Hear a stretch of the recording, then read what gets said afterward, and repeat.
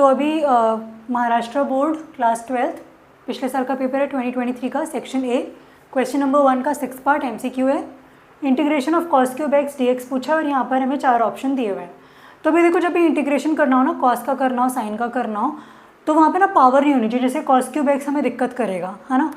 तो हमें ये देखना है कि cos क्यूब एक्स को हम कैसे सिंप्लीफाई कर सकते हैं। तो ये जो फॉर्मूला है ना, इसके एक फॉर्मूले होते हैं cos 3x का और sin 3x का। मैं दोनों के फॉर्मूले बता रही हूँ, है ना।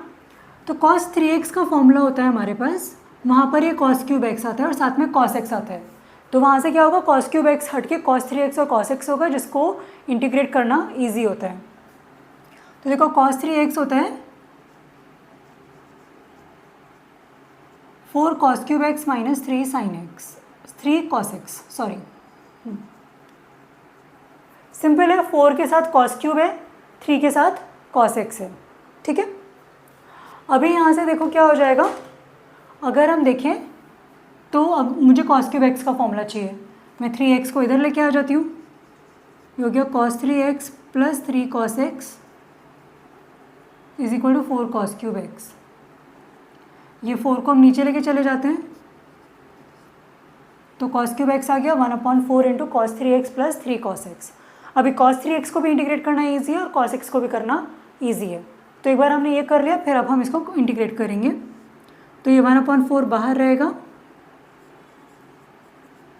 यहाँ पे जब भी दो चीज़ें सम में दी हुई हो ना, तो हम क्या कर सकते हैं, पहले इसको इंटीग्रेट कर लो अलग से और उसको इंटीग्रेट कर लो अलग से, है ना। तो ये हो जाएगा cos 3x dx plus integration of 3 cos x dx। अभी देखो ये cos ऑफ 3x है ना, तो यहाँ पे क्या करो, 3x को मान लो u। इसको अगर मुझे इंटीग्रेट करना है तो 3x को u मान लिया, तो 3 इंटू dx हो जाएगा du।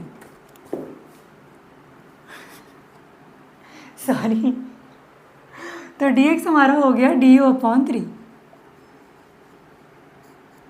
ठीक है।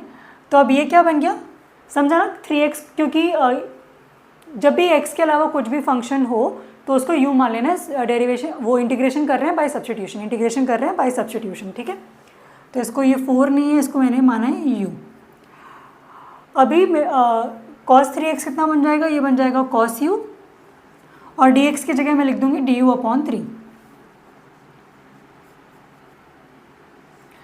तो ये 1/3 बाहर आ जाएगा क्योंकि ये कांस्टेंट है, और कोसाइन का जो इंटीग्रेशन होता है वो होता है साइन, ठीक है। तो ये बन गया sin u, और u की जगह मैं फिर से लिख दूंगी sin 3x। तो ये आ गया sin 3x/3, ठीक है। इसका बहुत सिंपल सा शॉर्टकट होता है, अगर ऐसा कुछ भी ax हो ना तो बस उस a से डिवाइड कर दो। जैसे 3x है तो मैंने 3 से डिवाइड कर दिया है cos को इंटीग्रेट करके। अगर यहाँ पे 4 होता तो वो sin 4x/4 हो जाता, ठीक है। अभी यहाँ पे देखो, यहाँ पे सिंपल cos x है, तो ये जो 3 है, ये जैसे 1/3 यहाँ पर कांस्टेंट था वो बाहर आ गया था, ऐसे ये 3 बाहर आ जाएगा। कोसाइन का इंटीग्रेशन साइन होता है, तो ये सिंपल sin x बन गया। तो यहाँ पर ये सिंपल 3 sin x आ गया। और जब भी हम इंटीग्रेट करते हैं तो एक कांस्टेंट हम अलग से लगाते हैं, क्यों, क्योंकि इंटीग्रेशन क्या है, डेरिवेशन का ऑपोजिट है ना। तो जो कोई कांस्टेंट टर्म रहा होगा उसको डेरिवेट किया होगा तो 0 आ गया होगा। तो 0 को जब हम इंटीग्रेट कर रहे हैं, क्योंकि यहाँ पे प्लस 0 है ना, कुछ नहीं है मतलब 0 है, कांस्टेंट को डेरिवेट करते हैं तो 0 आता है। इसीलिए 0 को जब भी हम इंटीग्रेट करेंगे और लास्ट में हम एक 0 मान के चलते हैं कि है, तो इसीलिए ये कांस्टेंट आता है। कांस्टेंट कुछ भी हो सकता है, ठीक है। तो हमेशा ये कांस्टेंट लगाना ज़रूरी है जब भी हम इनडेफिनेट इंटीग्रेशन की बात कर रहे हैं। तो ये 1/3 sin 3x plus 3 sin x आ गया। अभी इस पूरे को मैं मल्टीप्लाई कर रही हूँ 1/4 से, और साथ में एक कांस्टेंट तो अलग से है ही। तो 1/4 से मल्टीप्लाई किया तो फाइनल आंसर मेरे पास क्या आ जाएगा, 1/12 sin 3x plus 3/4 sin x plus c। अब आपके दिमाग में डाउट ये आ सकता है कि मैंने c को अंदर क्यों नहीं रखा, बाहर क्यों रखा। अंदर भी रखते तो वो c/4 होता, c/4 भी एक कांस्टेंट होता, क्योंकि कोई एक नंबर है उसको 4 से डिवाइड करो वो भी कोई एक कांस्टेंट नंबर ही बनेगा। तो वो कांस्टेंट कुछ भी हो सकता है, इसलिए c/4 वगैरह हमें करने की ज़रूरत नहीं, कांस्टेंट को हम कांस्टेंट ही रखते हैं। तो आंसर आ गया 1/12 sin 3x plus 3/4 sin x plus c। तो cos 3x, पहले तो cos क्यूब x का निकालना मुश्किल है, तो हमने ये वाला फॉर्मूला लगाया है cos 3x is equal to 4 cos cube x minus 3 cos x। ये वाला फॉर्मूला आपको याद रहना ज़रूरी है। तो आप ट्रिग्नोमेट्री में जाके sin 3x, cos 3x, sin 2x, cos 2x, tan 2x वो सारे फॉर्मूलेज एक बार अच्छे से याद कर लो, क्योंकि वो इंटीग्रेशन वगैरह में भी काम आते हैं। उसके बाद में फिर ये एक बार cos क्यूब x को हमने cos 3x और cos x के टर्म्स में लिख लिया, फिर इंटीग्रेट किया। cos 3x के लिए हमने सब्सटीट्यूशन लगाया, इंटीग्रेशन बाय सब्सटीट्यूशन। 3x को रखा है u।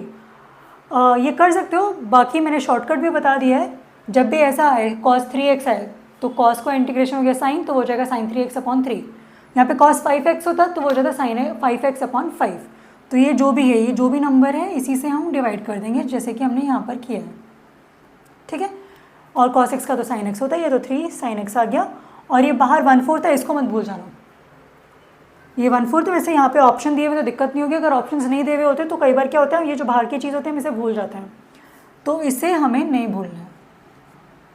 इसे याद रखना है कि ये 1/4 बाहर है और ये दोनों से मल्टीप्लाई हो रहा है, सिर्फ एक से मल्टीप्लाई नहीं हो रहा है, तो इसलिए ये बड़े वाले ब्रैकेट लगाना भी ज़रूरी है, ठीक है।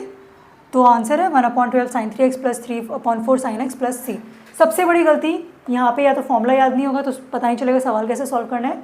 उसके बाद में ये 1/4 को भूल जाएंगे कि ये इंटीग्रेशन बाय सब्सटीट्यूशन कर रहे हैं, उसको इंटीग्रेट कर रहे हैं, और या फिर ये स्क्वायर ब्रैकेट लगाना भूल जाएंगे, सिर्फ एक के आगे 1/4 लगा देंगे, दूसरे के आगे लगाएंगे नहीं। तो इन सारी गलतियों से बचना है। हमारे पास आंसर क्या आ गया, ये रहा पहला ऑप्शन, ये एग्जैक्टली सेम है जो हमारा आंसर हो गया।